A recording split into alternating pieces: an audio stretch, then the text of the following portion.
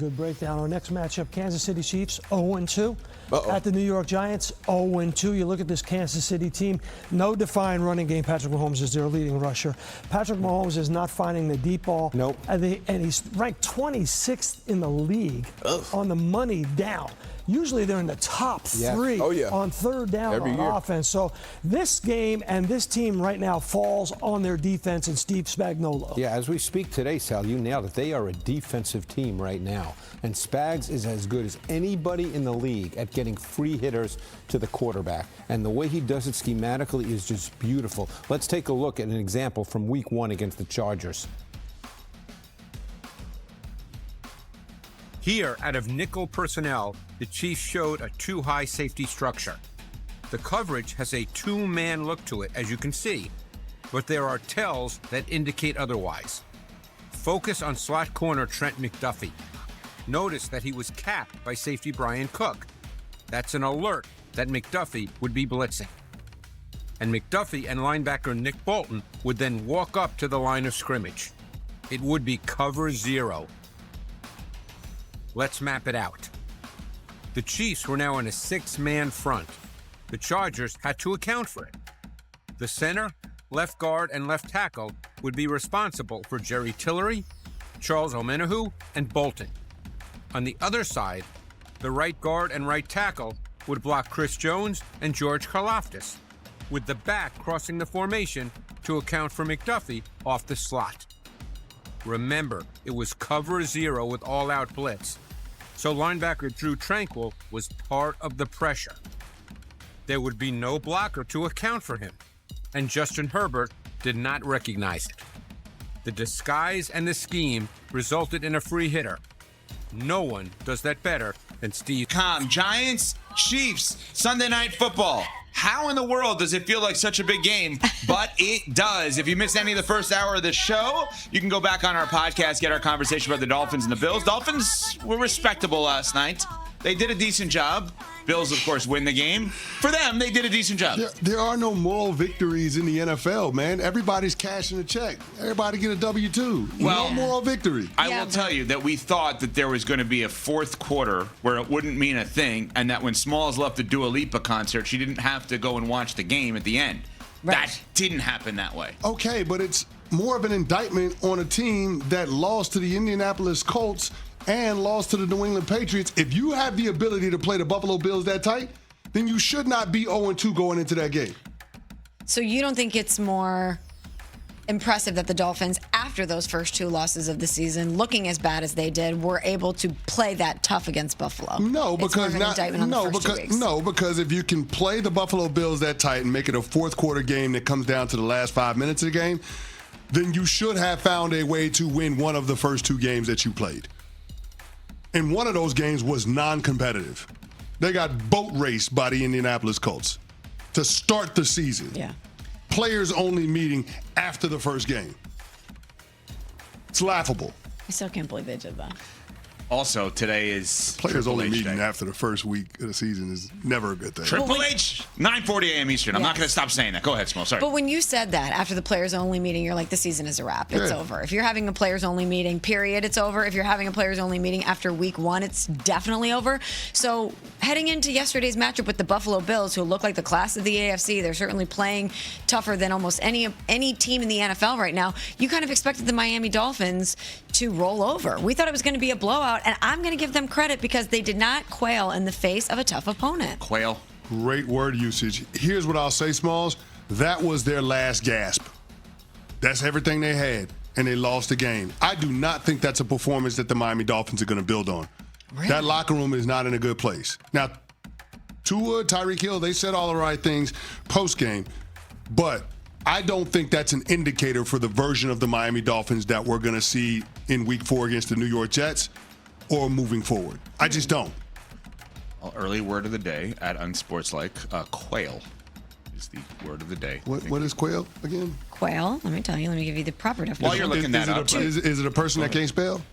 No, but it's Quail, quail, like the bird, to shrink back in fear or lose courage. That's what we kind of expected the Dolphins to do last night, is to shrink back against a tough opponent in the Buffalo Bills, and they didn't do it. Non-political statement. I guess if I'm setting that up, then it becomes off political, but I don't think. No, it won't. I promise you.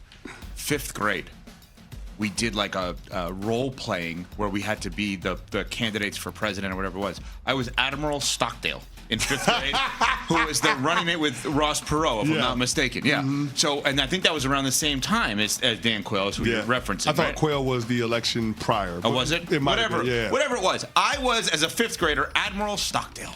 That's my acting career. What a name. That's his name, right? No, I know, but what a name. That's an outstanding name. That's a hell of a handle. Yeah. You know what? Like, hi, you're destined for great things if that's your name. No doubt. Or you better be. I had an interesting 5th grade run, now that I think about it. I was Admiral Stockdale in this thing, and we sang at the end of the year for the elementary graduation. If you remember the song, it was for the Persian Gulf War at that time, Voices That Care. Do you remember that song? Yeah. I did the Will Smith rap. For the entire school. Wow! Of course he would. You did. Of course I was the rapper. Yeah, seriously. Y'all had a lot going on. I was playing Jiminy Cricket in the Pinocchio play. You really? were Jiminy Cricket, the conscious? I got pictures too. Bring those in. I got pictures. I don't know if everybody's ready for that. I was Paddington the Bear in our class play. Oh, nice. Yeah. You seem like a good Paddington. Thank you. Yeah. You can be a part of Unsportsmanlike Nation on the Dr. Pepper call-in line at 888-SAY-ESPN. That's 888-729-3776. ESPN Nation, presented by Dr. Pepper. It's not college football season without the delicious taste of an ice-cold Dr. Pepper. College football, it's a pepper thing. Yes, Triple H, WWE Week here on Unsportsmanlike. WrestlePalooza tomorrow night, 7 p.m. Eastern, ESPN app from Indy. Triple H, the man in charge. The game is going to join us at 9:40 a.m. Eastern time. Sunday night, Giants-Chiefs. On the surface, it's a big market team, historical franchise in the Giants with the standard in the league right now, the Kansas City Chiefs. You dig a little deeper through 2 wins, and the question has been out there this week, dare we ask, is it now already a must-win for the Chiefs? Versus the 0-2 Giants, but they're 0-2 as well. But here's why people go there, Smalls. When people go mentally to, wait, the Chiefs are 0-3 and they lost the Giants? How? Yeah. Is it a must-win? Yeah, because losing week 1 versus the Chargers, a couple things. They're a really good football team. Neutral site in Brazil. That disrupts your routine. There's a lot of different factors at play there. And you're opening the season. So maybe there's just a lot of things you can look towards in that loss to the Chargers. While you didn't expect it for the Chiefs, you can maybe give them a pass. Then you play the defending reigning champs and the Philadelphia Eagles, who have had your number. Mm-hmm. Again, maybe you can make some excuses there. Not normal for the Chiefs to start 0-2, of course, but 2 tough opponents, a lot of circumstances happening there. And you were on the road. You're telling me that the New York Giants, who a lot of people expected to be a team that could be the worst in the NFL this year, at 0-2 are sitting there and they're going to take down the Chiefs? That one you can't make any excuses for if you're Kansas City. With the Ravens around the corner. With the Ravens around the corner. Yeah, that becomes a tough sell, Smalls. Do they panic if they start out 0-3 and they lose to the Giants in a primetime game? Do the Chiefs panic? No, they can't. They won't. I'm just thinking as you're talking, how deep would I go to say that everything's fine, they're not done? Like, how many games in a row to start the season with losses would I be like, I'm not worried? And 4 or 5 maybe is where I probably go. 5? So they'd have to be 0-5 for me to like give in on this. By the way, I misspoke. I said they were on the road versus Philly. They were at home, which makes it worse. That they were at Arrowhead. I forgot that it was at home. It's okay. Don't worry about it. But I'm saying, like, that's such a tough place to play. I'm just 0-5. I'm because 0-5, if you're going to be actual literal, like with this, not just throwing out there, that would mean the losses to the Giants. That mean that they lose to the Ravens, which is not hard to envision, and then losing at the Jaguars here on ESPN Monday Night Football on October 6th, which hard to see. But then the next game is home against the Lions. But I guess if you lose to the Giants, you can lose to anybody. I was just going to say. If you can lose to the Giants. Why would we say that that's hard to see if they lost to the Giants? I mean, the Jaguars lost to the Cincinnati Bengals with Jake Browning as the quarterback. Anything's possible. Anything's possible. Where's Kevin Garnett? But this Chiefs offense has looked ineffective. Yeah. They're lacking explosiveness, to say the least. And yeah, they're banged up. But Cece, I know you were high on this Giants defense. Do you think that there is a scenario where this defense can get after this Chiefs offense and we could see the Giants pull off the upset? Yeah, they better hope that they don't get Patrick Mahomes hurt. Because they're a one-dimensional offense. They can't run the football. The only running game is Patrick Mahomes taking off and scrambling. That's it. No other running game to speak of. Pacheco, Kareem Hunt, non-factors. And I'm not sure that it's an offensive line issue as much as it is an issue with not having a guy that can be dynamic in that backfield. So, yeah, I think it's a scenario where the Kansas City Chiefs are going to have to lean on the short passing game as an extension of the running game, because what you cannot do is allow this New York Giants pass rush to tee off on Patrick Mahomes. And as good as the offensive line is, or let me not say it that way, as much as they've improved the offensive line year over year in Kansas City, I don't know that they're going to be able to hold up against the pass rush if you're talking about Patrick Mahomes dropping back to throw 40-plus times. So that's the thing that I'm afraid of for the Kansas City Chiefs. Now, I do see a game plan where the Chiefs can take control of this game, right? The Chiefs still have a really stout defense. Steve Spagnuolo can confuse quarterbacks. I can see a world where that happens based on their personnel, but also based on the history between him and Russell Wilson. And then, of course, I believe that Kansas City offensively can find ways, scheme up the X's and O's in order to keep Patrick Mahomes out of harm's way and keep the chains moving. Having Xavier Worthy back in the lineup should help. Is a guy that was limited in practice. Sounds like he's going to give it a go. So we'll see what ends up happening on that front. But having that deep speed element, can take the top off of the defense. That creates a lot of opportunities underneath for the passing game. And again, it has to be about Patrick Mahomes being steady, getting the ball out of his hands quickly, and allowing the receivers to do most of the heavy lifting with catch and run opportunities. That has to be the game plan for Kansas City. I don't see another path to them being able to win. So you guys asked if they would panic, right? Define panic relative to the example I'm going to give you.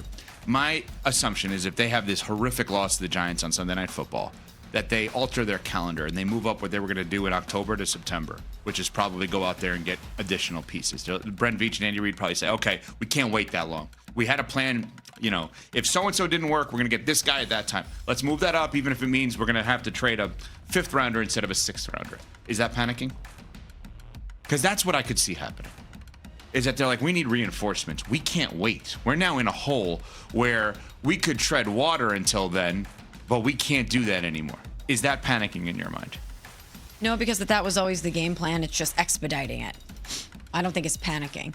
It's not panicking, but I guess it becomes a question of whether or not there's a team that's ready to trade their players yet.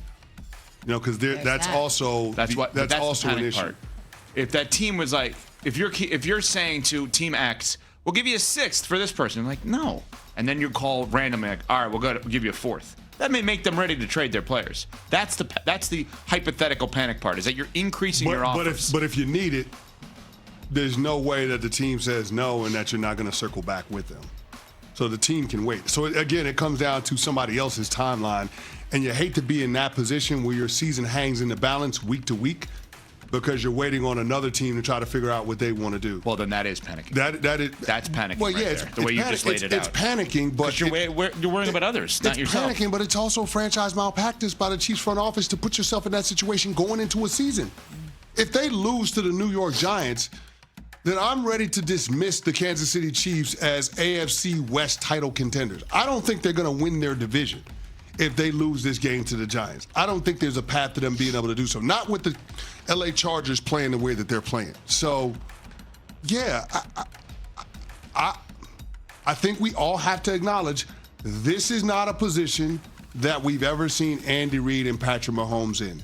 And because of that, there should be cause for concern. Well, they need to get stronger to beat. This is the team that actually gets worse as it gets colder. Yes. And they're already 0-3. And there is no changing who they are. Anthony Weaver is not going to change who this team is on defense because you don't have the people to change it. You were bringing in defensive backs and corners throughout the entire training camp trying to find a combination that works. Tua Tagovailoa isn't all of a sudden going to get a stronger arm. When your quarterback has to tell your best receiver, who is still one of the most talented receivers in this league, sometimes on the deep ball, you might have to stop. Oh, no. Wow. That's a nightmare. I mean, it doesn't get any worse than that. But this is the thing, It doesn't get any worse than that. And I go back to how much you're getting paid, right? Because Tyreek Hill, on the field, off the field, we judge him by what he does on the field. What he does off the field, that's his personal business. That's right. You're talking about the most talented.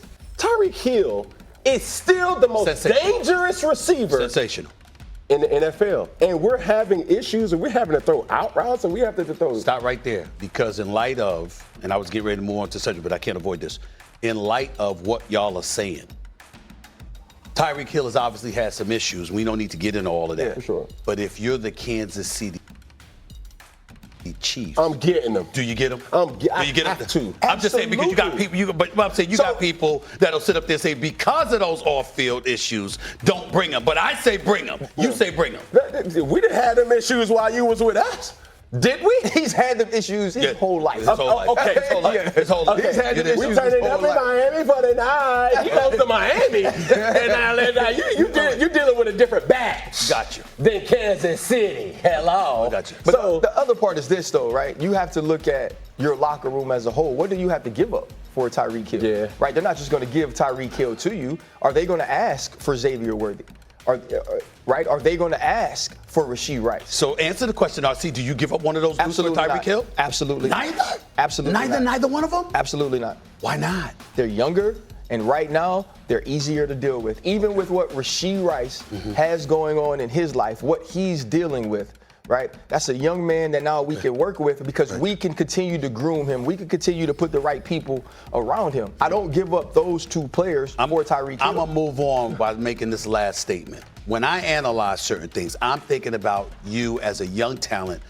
Could you be what this brother is and is going to be for years to come? I got to ask for something like that. I love Xavier Worthy, and he's special. Rashee Rice is ball too. Tyreek Hill is a better receiver than both of them, and it would change who Patrick Mahomes is now. Okay, and I'll say this real quick. Okay. I think when you're talking about this type of situation, the common denominator is this. Tyreek Hill will do any and everything that he could never do with Tua Tagovailoa. We're talking about Patrick Mahomes here. That's right. When Patrick Mahomes say, "Hey, bro, chill out," it's chill the hell out. Right. With Tua, it's like, man, who are you talking to? Yeah. And that's the common denominator. I think the other part is this, though, bro. Like, our level of professionalism, our level of accountability is on us. Right? And the thing that Cam mentioned earlier, he said, it's not Coach Saban anymore, it's Nick. You grow to that. Yeah. You see what I'm saying? Like when, right. Yeah, go ahead. I got to move on because we got to move on to another subject because we can talk about that all day. No question about it. Got to move on to this stuff. The Cowboys. In 2018, and nobody's won more games since then. Bengal was born and raised in KC, still lives there, so he watched a lot of losses growing up and frustrating defeats and playoff curse stuff. He still thinks the Colts are the Chiefs' kryptonite, but where they are now is insane. Obviously, the Chiefs are 0-2, and there are some question marks on the roster and where things are headed, but it's still been an absolutely incredible time to be a Chiefs fan. So with these inverse teams going on, how is Bengal feeling about the Giants offense with Russell Wilson and Brian Daboll? He knows Daboll's on the hot seat and actually thought he might get axed last year, but they gave him another year. He doesn't dislike Daboll, but how's he feeling about the Giants and their offense coming off that crazy vintage looking Russell Wilson game last week against the Cowboys? It's been probably the best offensive game Bengal has ever seen during the Brian Daboll era for the Giants. They've been really, really awful. To some level, he says it's really hard to win in the NFL. Shouldn't be this hard, but it is really hard. But they've had a really bad offensive line the entirety of even before Daboll arrived in New York. They've had really bad quarterback play. It's tough to have a successful offense in that environment, and they really haven't had great receiving threats either prior to superstar second-year player Malik Nabers. But at some point, he needs to see some type of results on the field, and Bengal thinks the Giants putting up big numbers against what might be the worst defense he's ever seen in the 2025 Dallas Cowboys doesn't really move him that much when he knows the Giants are going to come back to earth and score 9 points against KC if they're lucky. Week 1, they scored 6 points. Their first touchdown didn't come until week 2. It's been tough, and he doesn't really think a whole lot is going to change. He'd be shocked if the Giants were to pull off the upset. Their record in primetime can't be good because their record in totality isn't good. But they get all these primetime games every year because it's a gigantic market, and they just will probably find a way to embarrass themselves on national television. Looking at some of these stats between the 0-2 Chiefs and 0-2 Giants, both of the quarterbacks are their team's leading rushers. How's Bengal feeling about the run game for his team? Maybe it didn't matter so much last week because Russell Wilson was doing whatever he wanted through the air, but how's he feeling about Cam Skatebo and the run game right now? He likes the backs, truly does. You expect growing pains because they are very young. Tyrone Tracy is a converted wide receiver who played 1 year of running back at Purdue after transferring from Iowa. Cam Skatebo is a fun player, but he doesn't really ever expect him to be one of the top guys in the league. He thinks Skatebo can be a nice change of pace type of power back, short yardage type of guy. But at the end of the day, how do you get a good run game? It's not only the scheme, obviously, but it's the push up front from the offensive line. And Bengali is going to tell you one thing about the Giants. Creed Humphrey and Trey Smith are not walking through that door for the Giants. You have John Michael Schmitz Jr., who is genuinely awful. He was a second-round pick a couple of years ago by the Giants, and he is a truly non-factor. You might as well not even have him on the field and get the same type of a push in the run game. They brought in Jermaine Elweminor in free agency. He's totally fine, about a fringe average starter in the league probably. Then right guard is a bit of a mess. When healthy, they want it to be Evan Neal, who definitely did not work out as a tackle. He's a better run blocker than anybody else on the team, probably on the interior. But when you don't have Andrew Thomas as well, who is hurt all the time, the offensive line's terrible. You can't run the ball. You can't throw the ball. Bengali doesn't think it's going to look very good against the Chiefs. He thinks the Chiefs, despite losing some guys in the offseason on the interior, are still pretty good there. Chris Jones is one of the best overall interior defensive linemen in the league. It's just a bad matchup for the Giants, as almost every team is. Speaking of Andrew Thomas, he might not even play. The first series from James Hudson, the backup left tackle who was the starter, had 5 flags or 4 or 5 flags in the opening drive. Bengali was so baffled. That was just a very insane opening sequence for the Giants. He doesn't know if they're typically that undisciplined, but he couldn't believe it. It's a badly coached team. That's what poorly coached teams do, but it was kind of a silver lining because they got Marcus Mbow into the game, the rookie offensive lineman out of Purdue, who looked very good. He was a player Bengali liked quite a bit in the draft and was really excited for the Giants to draft him. He looked fantastic, which was basically, Bengali didn't notice him very much during the game in pass protection because he wasn't letting up sacks the way James Hudson would or Evan Neal would on the other side when he was playing right tackle. It was a really pleasant surprise because even if you like a draft prospect, you don't expect them to come in week 2 after not playing in week 1 and just be good instantly. It's tough enough for a top 5 or top 10 pick to come in and be an impactful player immediately, let alone a 5th round pick.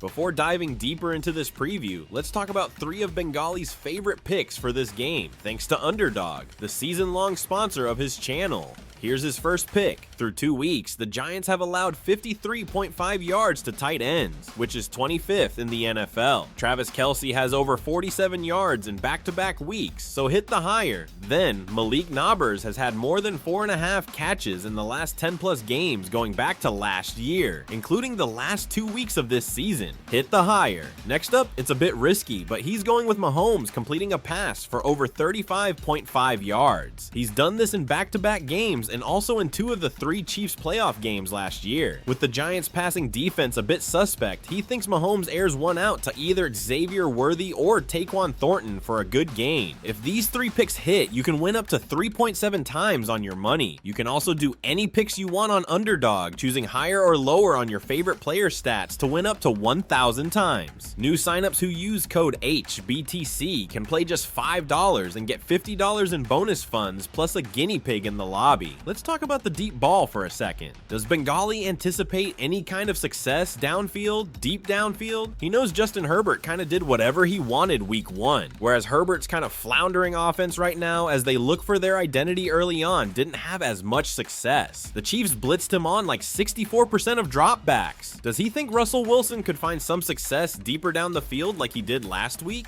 He thinks the opportunity may present itself. The Chiefs run more cover zero than anybody, and that does present one-on-ones and opportunities downfield if you can get the time and pick up the blitz. Malik Neighbors is going to get bracketed on some plays at least, but Darius Slayton also has some ability to get downfield as well. So if Russell Wilson's throwing these patented moon balls, there will be opportunities for players to make plays. With the aggressiveness of Steve Spagnuolo, you will see a couple of opportunities for the Giants present themselves. But Bengali also likes this Chiefs secondary. He knows they're not at 100%, but there's absolutely talent there. Jalen Watson broke his ankle, came back, didn't look quite right in the playoffs, but he's playing better already through 2 weeks. And Trent McDuffie is one of the premier defensive backs in the league. If he's on Neighbors, it's going to be tough in the intermediate area, but Neighbors has a little bit of a size advantage downfield. If you can get a one-on-one even with a corner as skilled as Trent McDuffie, you might be able to make something happen.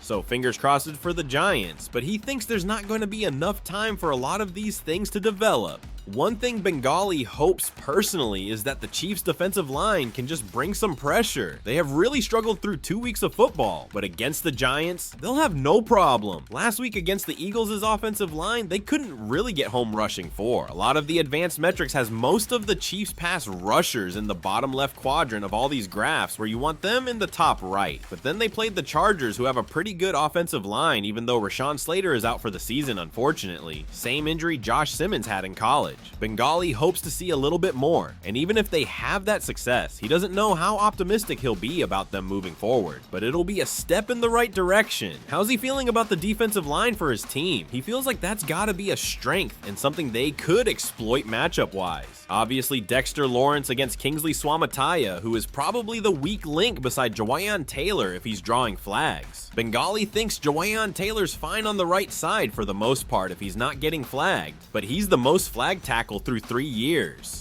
The Giants' pass rush is absolutely the strength of this team. There's no question. Now, you're unlikely to see Kayvon Thibodeau, Abdul Carter, Dexter Lawrence, and Brian Burns all on the field together at the same time because it's just tough to get 3 edge rushers on the field simultaneously. But what Bengali thinks the Giants could do is play Thibodeau off the edge. He's looked a little bit better so far because he's been a little disappointing. The sack numbers don't look too terrible. He had double digits a couple of years ago, but he really hasn't been that level of player. Sacks can be a little misleading at times, but it's absolutely an overall strength if he can get up to playing near his draft projection. Brian Burns is an elite player. Dexter Lawrence is in that Chris Jones tier of interior defensive linemen, and Carter has the potential to grow into an absolute game wrecker, and he's looked pretty good through a couple of weeks. However, the Giants' secondary is not good. Deonte Banks is horrible, absolutely terrible. So if you're a Chiefs fan, find number 2 on the field for the Giants. That's who you're going to exploit. It's going to happen probably a lot. The guy's got no ball skills whatsoever. Just throw in his direction. He won't find the ball. It's crazy. It's only 2 weeks of football, but Bengali went and looked at some of the Giants' stats on team rankings, and it's like 31st, 29th, 27th, 32nd in yards allowed, passing yards allowed, rushing yards allowed. He was actually even surprised to see the rushing yards given the defensive line, even though their strength is really getting after the quarterback. So Bengali was thinking if the Chiefs offense wants a get back right game after 2 weeks of struggling, this should be the team to do it against. Worthy should be returning. He doesn't know if he'll be 100%. Maybe Tyquan Thornton can do something, but you need more than just that. Travis Kelce has actually been fine minus some errors, which nobody loves to see. Last week's error arguably cost them the game. It wasn't the only thing wrong, but they had a chance to beat the Eagles there. He's hoping that the Chiefs offense can get some sparks going and give Chiefs fans some fireworks. They want the win, but they'd love to see some sort of semblance of Chiefs offense of old. Not because that's what it needs to be all the time, but just to show the league and the fans that they could still move the ball downfield more efficiently. Bengali thinks this is the team to do it against. He hates to be so pessimistic about his favorite team, but it's his favorite and least favorite team. It's a team that has let him down a lot over the past decade. He thinks if the Chiefs need a get-right game, this is going to be a pretty good opportunity to get right. Most people are picking the Chiefs to win, but it's still a lot of them by 1 score. Is that where Bengali's at as well? Just looking at the Chiefs offense being like, yeah, they're going to find a way to win, but it's probably not going to be a bloodbath.